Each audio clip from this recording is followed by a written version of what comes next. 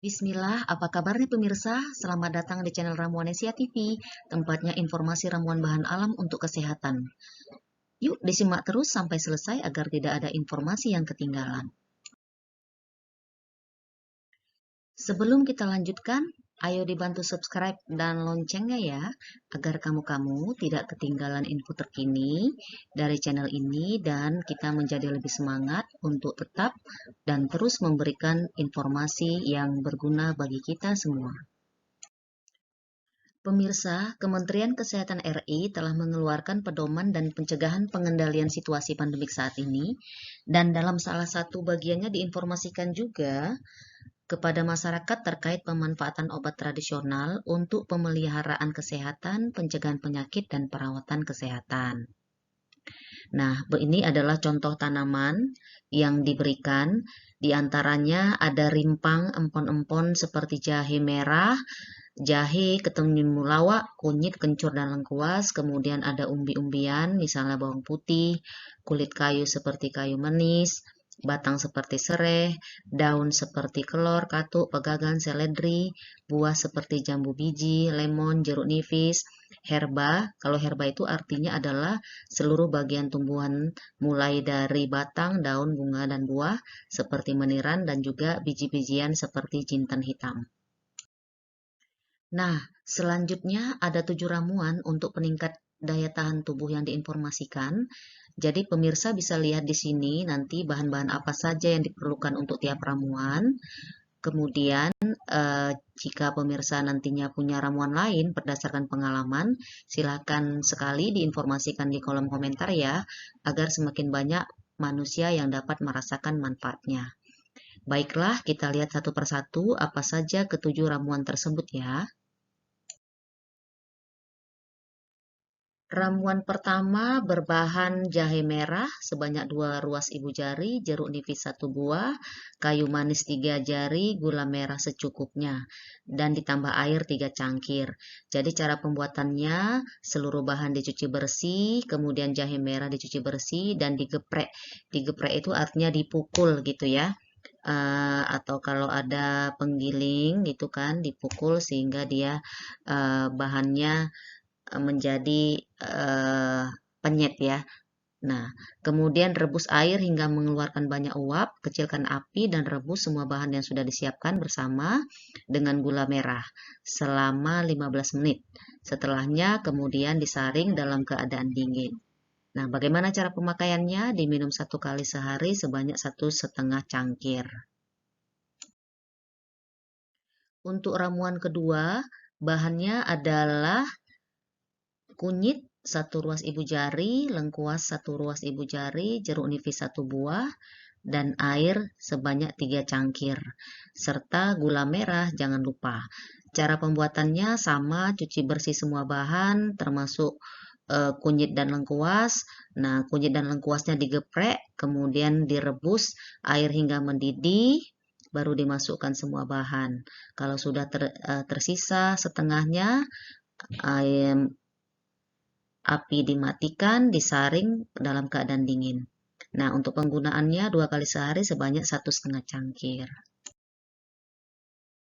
Untuk ramuan ketiga, bahan yang dibutuhkan adalah pegagan sebanyak 10 lembar, jahe merah 1 ruas ibu jari, temulawak 1 iris, gula aren secukupnya, dengan air 1,5 gelas. Untuk proses pembuatannya, pegagan dicuci sampai bersih, kemudian rebus air sampai mendidih. Setelah mendidih, dikecilkan api dan masukkanlah jahe merah dan temulawak. Selanjutnya dimasukkan pegagan. Tunggu sampai air tersisa, kira-kira setengahnya, dan dimatikan. Cara pemakaian, diminum 2 kali sehari sebanyak 1 gelas. Untuk ramuan keempat, bahannya adalah kencur 500 gram yang sudah dikupas, beras 100 gram, daun pandan 3 lembar, kemudian gula aren secukupnya, dan air 2,3 liter. Cara pembuatannya, sangrai beras hingga kekuningan, kemudian dihaluskan bersamaan dengan kencur dan gula aren, masukkan ke dalam air sampai mendidih, kemudian ditambahkan pandan, lalu disaring. Untuk minumnya 2 kali sehari ya.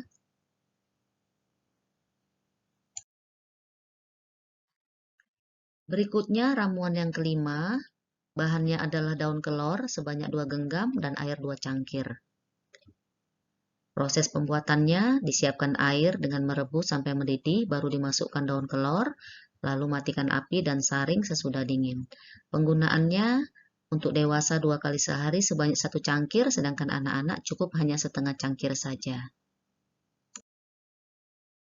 Selanjutnya ramuan yang keenam, bahannya adalah lemon 1 buah, madu 2 sendok makan. Dengan cara pembuatan, bahan dicuci bersih, jeruk lemonnya diperas, kemudian ditambah dengan 2 sendok makan madu dan aduk sampai tercampur. Penggunaannya 2 kali sehari secukupnya. Yang terakhir pemirsa, ramuannya, bahannya adalah bawang putih 2 butir, air hangat 1 gelas, madu secukupnya. Jadi bawang putih dicuci bersih, kemudian dimemarkan sampai halus, campurkan ke dalam air hangat dan tambahkan madu, aduk hingga larut. Nah, ramuan diminum 2 kali sehari sebanyak secukupnya. Nah, ini informasi yang paling penting sebenarnya ya. Tadi kalau dari awal semua dosis-dosis atau takaran yang disebutkan ada 1 genggam, 1 ibu jari, 1 cangkir, 1 gelas, 1 sendok makan, 1 sendok teh. Maksudnya apa sih? Berapa sebenarnya? Misalnya karena kalau disebutkan 1 jari atau 1 ruas jari siapa? Tiap orang belum tentu sama, kan seperti itu. Nah, jadi supaya tidak bingung, ini sudah diinformasikan di Formularium Ramuan Obat Tradisional Indonesia berdasarkan keputusan Menteri Kesehatan RI juga. Nah, jadi nggak usah bingung-bingung lagi ya. Jadi untuk satuan takaran dalam penggunaan ramuan obat tradisional, kalau disebut 1 genggam itu setara dengan 80 gram bahan segar. Nah, kalau dia bahan kering atau simplisia setara dengan 40-60% dari bahan segar. 1 ibu jari setara dengan 8 cm atau 10 gram bahan segar, 1 cangkir setara dengan 100 ml, 1 gelas sama dengan 200 ml, 1 sendok makan setara dengan 15 ml, dan 1 sendok teh setara dengan 5 ml.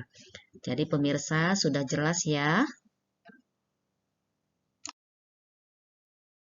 Terakhir, ada beberapa hal-hal yang perlu diperhatikan terkait penggunaan bahan ramuan ini. Yang pertama adalah pilih jenis tanaman yang tepat sesuai resep. Jadi harus tepat, jangan sampai salah.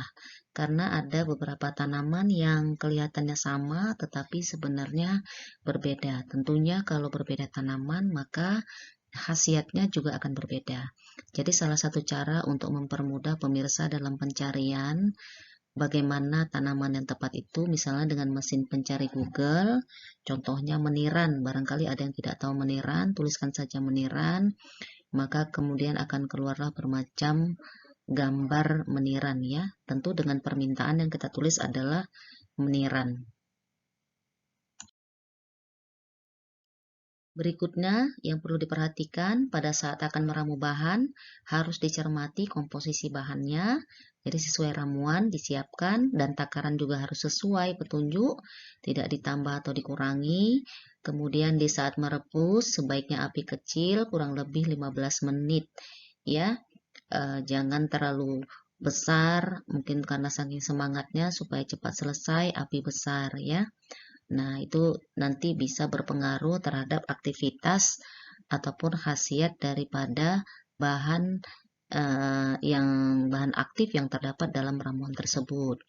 Kemudian alat rebusan juga tidak sembarangan, jadi jangan menggunakan bahan yang berasal dari aluminium, timah, dan tembaga karena bisa menyebabkan terjadinya interaksi yang juga akan berpengaruh terhadap aktivitas dari bahan aktif yang ada dalam ramuan tersebut.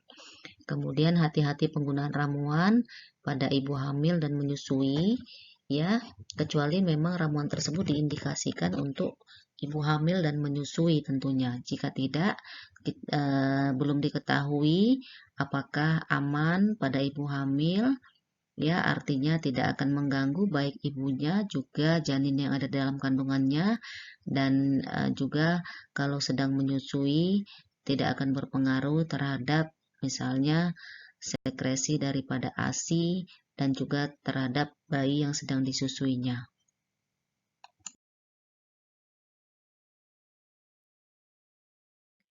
Demikianlah pemirsa 7 ramuan peningkat daya tahan tubuh yang disebutkan oleh Kemenkes. Semoga bermanfaat. Sekali lagi, jika pemirsa memiliki pengalaman terkait dengan penggunaan ramuan yang dapat memiliki efek untuk mengatasi masalah kesehatan, silakan diberikan saja komentarnya di kolom komentar ya. Terima kasih sudah berkontribusi. Mudah-mudahan sekali lagi video ini bermanfaat. Sampai jumpa di pertemuan berikutnya. Billahi taufik wal hidayah. Wassalamualaikum warahmatullahi wabarakatuh.